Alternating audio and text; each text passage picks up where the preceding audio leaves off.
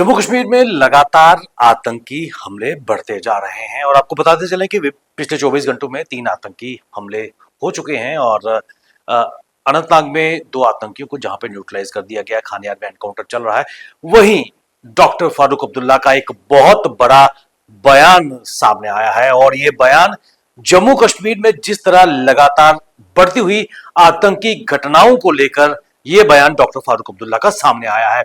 आपको बताते चले कि जब से उमर अब्दुल्ला जम्मू कश्मीर के नए मुख्यमंत्री के तौर पर सामने आए हैं, उनकी काबीना की शक्ल सामने आई है, तब से जम्मू कश्मीर और खासकर कश्मीर में लगातार आतंकी हमले बढ़ते नजर आ रहे हैं। और इसी कड़ी में डॉक्टर फारूक अब्दुल्ला का यह बयान अपने आप में बेहद ही अहम है। डॉक्टर फारूक अब्दुल्ला ने आज पत्रकारों से बात करते हुए कहा कि क्या कारण है कि जो आतंकी हमले हो रहे हैं उनके पीछे सीधे सीधे उन्होंने कहा कि ये कहीं ना कहीं प्रयास किए जा रहे हैं कि जो उमर अब्दुल्ला लेड गवर्नमेंट जम्मू कश्मीर में बनी है उसको डिस्टेबलाइज करने का प्रयास है। एक महत्वपूर्ण स्टेटमेंट डॉक्टर फारूक अब्दुल्ला की तरफ से सामने आई है और डॉक्टर फारूक अब्दुल्ला जम्मू कश्मीर के पूर्व मुख्यमंत्री भी रह चुके हैं और जम्मू कश्मीर की जो सिचुएशन है उसको भली भांति समझते हैं, जानते हैं और यही कारण है कि यह बयान अपने आप में बहुत ही अहम है। उन्होंने यहां तक कहा कि जो खानियार में एनकाउंटर चल रहा है, उन्होंने कहा कि सुरक्षा एजेंसी जम्मू कश्मीर पुलिस को इन आतंकियों को जिंदा पकड़ना चाहिए ताकि उनको पकड़ने के बाद यह पूछताछ की जा सके कि कौन सी एजेंसीज ने इन आतंकियों को हायर किया है जम्मू कश्मीर में हिंसा बढ़ाने के लिए।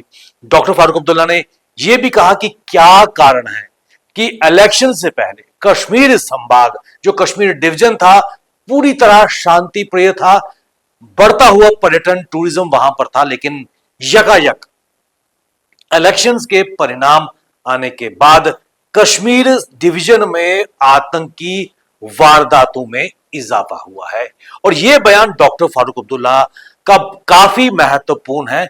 उन्होंने स्पष्ट तौर पर इशारा दिया कि कुछ ताकतें जम्मू कश्मीर की नई लोकतांत्रिक सरकार जिसको उमर अब्दुल्ला लीड कर रहे हैं as chief minister of JNK, उसको डिस्टेबलाइज करना चाहती है, उसको गिराना या उसके रास्ते में रोड़े अटकाने का प्रयास कर रही है।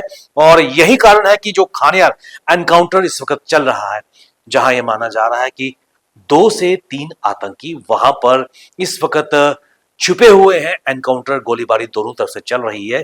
उन्होंने जम्मू कश्मीर पुलिस सुरक्षा एजेंसी से यह अपील की है कि इन आतंकियों को जिंदा पकड़ा जाए और उनके बाद उनसे पूछताछ की जाए कि किन एजेंसीज ने इनको किराए पर लेकर जम्मू कश्मीर में आतंकी जो वारदातें हैं उनमें इजाफा करने के लिए भेजा है।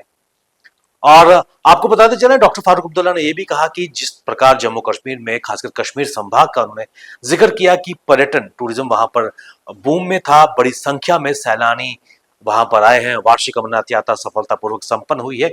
और आपको बताते चले उन्होंने कहा कि इलेक्शन से पहले सब कुछ कश्मीर डिवीजन में ठीक था और यकायक इलेक्शन होने के बाद क्या कारण है कि आतंक बढ़ता हुआ देखा गया है। आपको बताते चले कि जम्मू कश्मीर के हालात की अगर बात करें, जम्मू कश्मीर विधानसभा चुनाव से ठीक पहले जम्मू संभाग में आतंकी हमलों में बढ़ोतरी देखने को मिली और इसको लेकर कई तरह के कारण भी सामने आ रहे थे।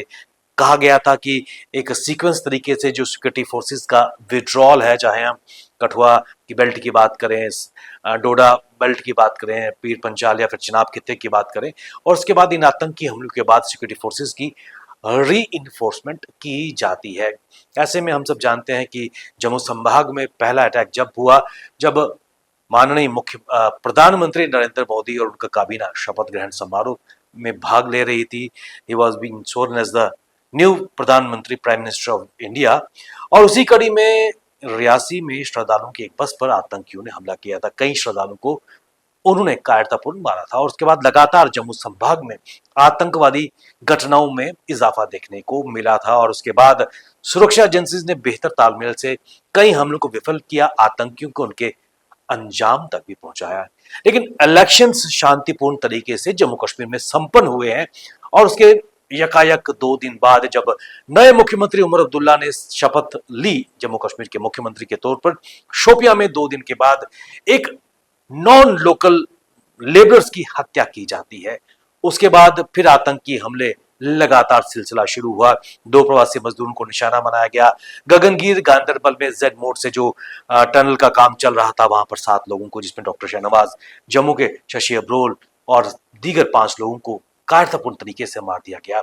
अखनूर में जिस प्रकार एम्बुलेंस पर आर्मी की घात लगाकर हमला किया गया, एनकाउंटर्स लगातार चल रहे हैं। और कश्मीर घाटी की अगर बात करें, कल देर रात बड़गाम में एक नॉन लोकल लेबरर्स पर 2 पर अटैक किया गया, वो स्टेबल है। उसके बाद 14 आरआर की कैंप पर जो अटैक किया गया उसको सिक्योरिटी फोर्सेस ने रिफल कर दिया।